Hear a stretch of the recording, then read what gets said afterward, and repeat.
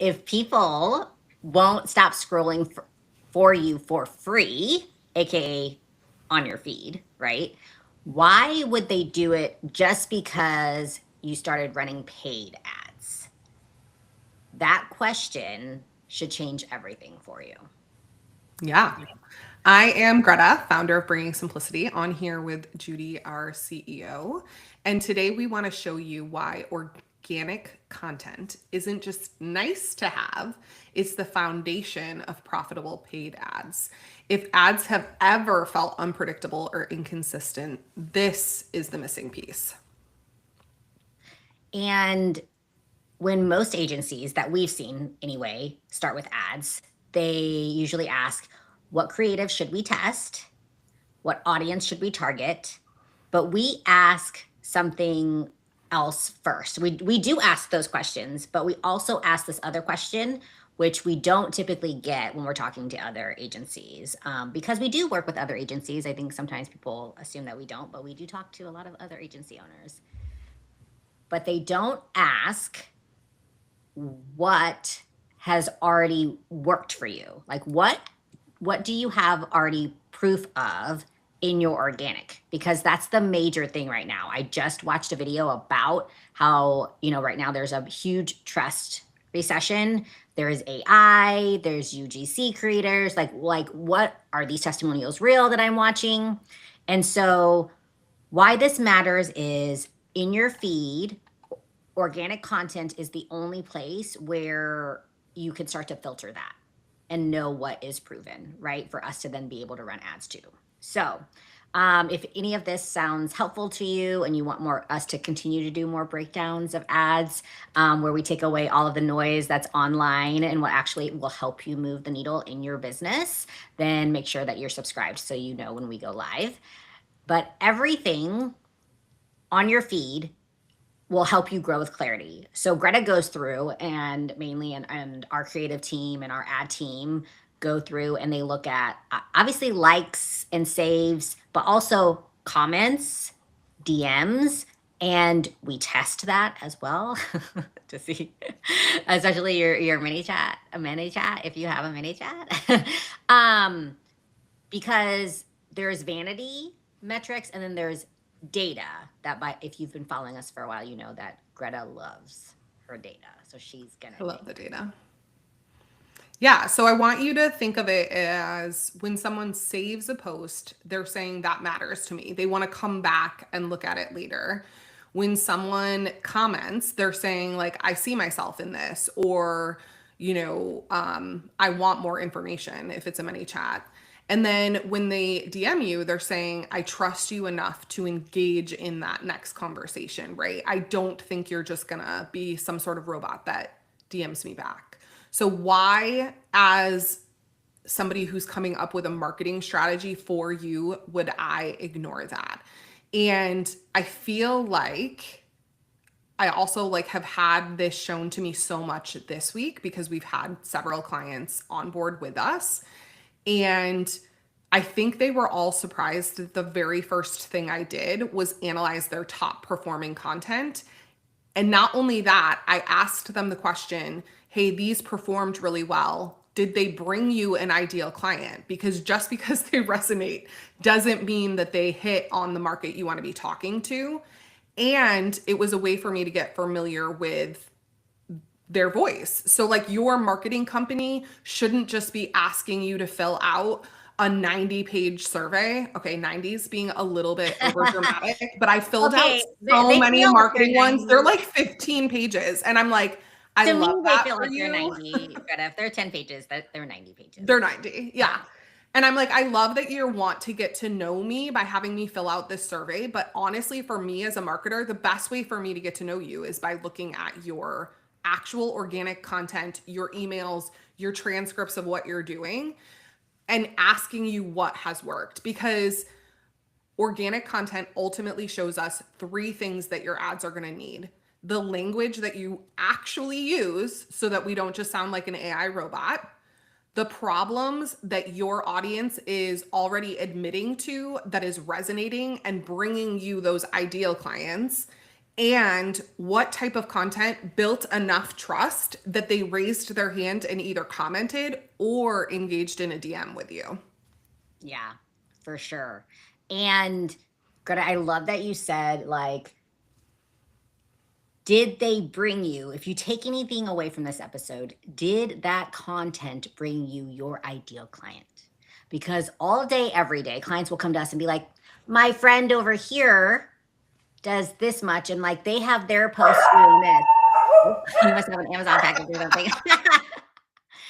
they have this post over here, and they, like, it seems like they're doing so well. They must be at 7 figures. Well, I will tell you that we know a lot of agency owners, and we know what those clients are doing annually. We know, because we have people who scrape the internet for that information.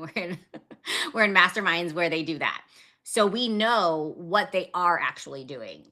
And the most important thing for us, and we say this over and over again, is that you make money from ads. Yes, like a 2x ROAS is nice and dandy, but like that pisses us off, frankly. Like, and so we want you to make money from running ads with us. And so we go in and we're like, okay, but did that bring you your most ideal clients, ones that you enjoy working with, ones that have a high LTV, ones that record testimonials for you so you have proof and they do the work? Because at the end of the day, that's what a cold audience is gonna be like. It's like, who's this person?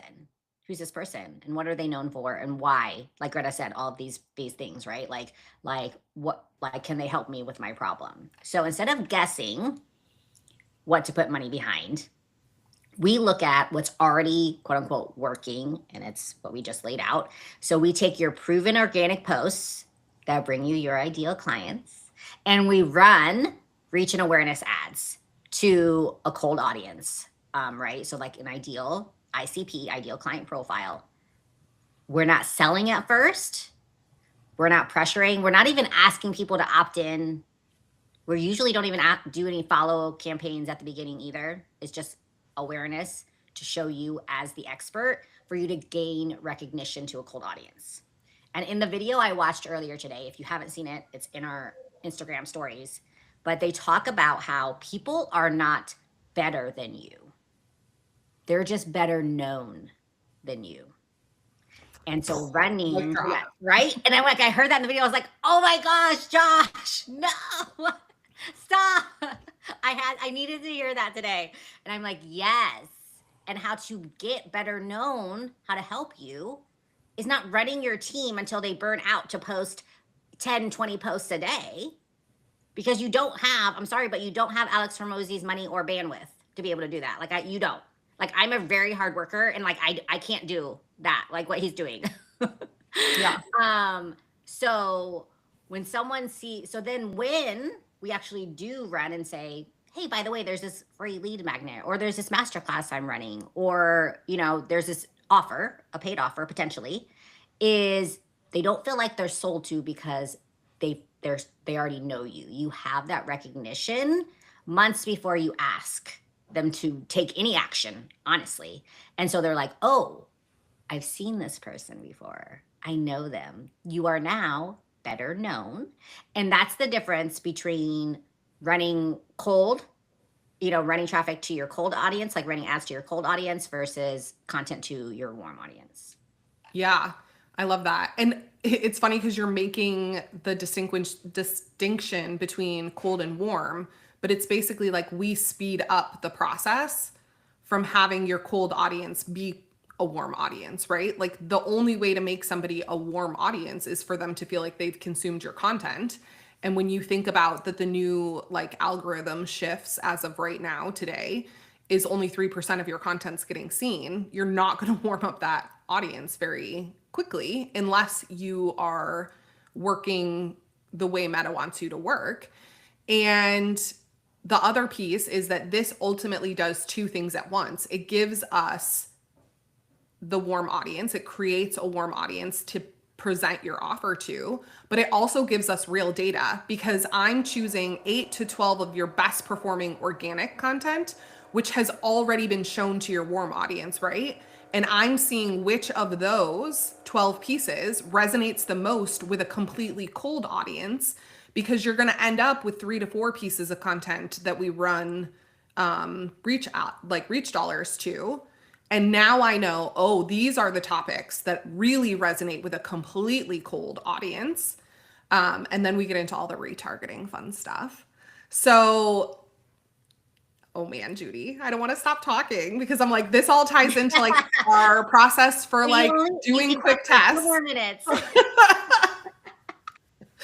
I'm like, this all then, right? Like, this is the foundational element that sets us up as an ad agency to know who you are as a person so that we sound like you, how we speak to your audience, as opposed to just putting you into a template that's pre-written, you know, which is what a lot of marketing companies do, or they use ChatGPT and it sounds like it because it's not built off of your voice.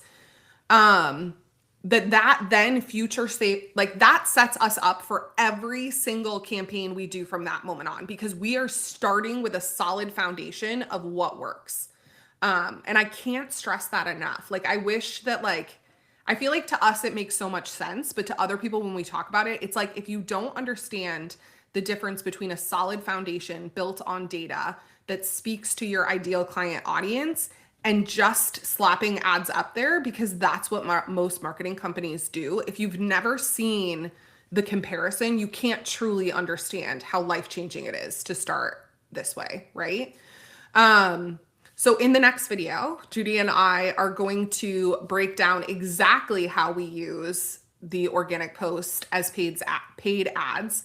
And we're going to continue to talk to you about why we start with reach and awareness ads. I feel like if you've been following us for 6 months, you may be tired of hearing us talk about this, but I cannot stress enough how much this sets the foundation for a successful ad strategy so that you're not burning money. Because this is where ads actually start working. This is where you actually have profitable businesses built on a strategy that is completely predictive, right? We can follow averages. This is when you stop feeling like you're constantly pressuring your audience. This is when your ads don't feel aggressive, they feel intentional. And so I'm super excited. Clearly, I don't want to get off, but we will see you. We have meetings to go to, so we have to leave. I know, we're like, I have to go, but super excited to dig into this more with you guys. Bye. Bye.